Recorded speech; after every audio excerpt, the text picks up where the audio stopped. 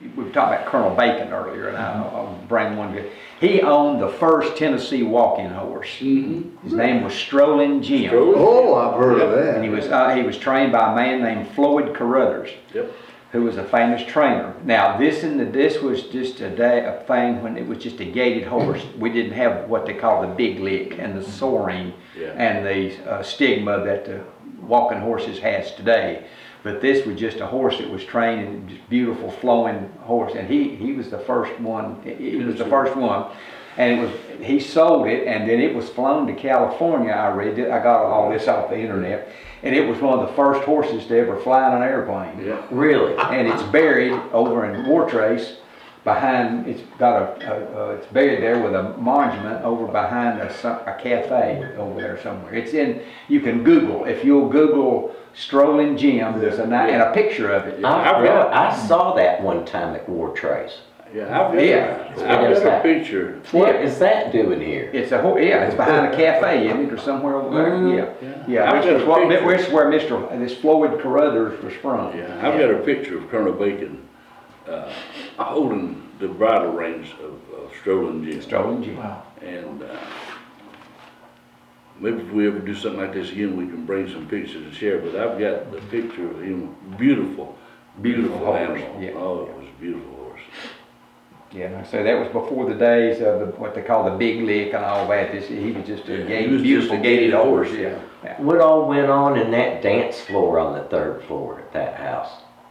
At Bacon? Mm-hmm. Oh, I don't know. I was not privileged to go up there. No, I've been up there, and they had a dance floor. I mean, a big room like a ballroom on the 3rd floor. But that was way before my time. I don't know. I do know this. If you remember the house, they had off of Varnell Road. They had a long driveway, and it was framed by some kind of evergreen trees. Yeah.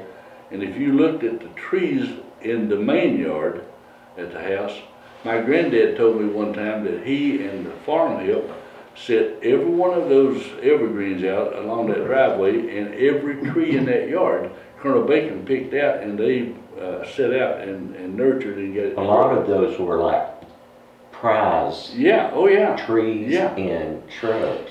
He would, and I don't know if it was him or Miss Betty, but they would, I want that tree right there, and somebody would go get it, and they'd put it out in the yard. So there was a greenhouse out there too. There's a greenhouse out there, yeah. Being, at 4 or 5 years, 6 years old, I didn't, I remember something, but not a whole lot. When I was a little kid, I went out there with Lloyd Kirkland. So this might have been 1959. Yeah. We went across the ferry at Davis. And went to Morganton for something. That we had been by there, and I remember going in that house. I don't know who was living in there. 1959, probably my uncle. Joe Amburn. Yeah. Okay. Probably. They lived there was the big home place, and then there was a tenant house.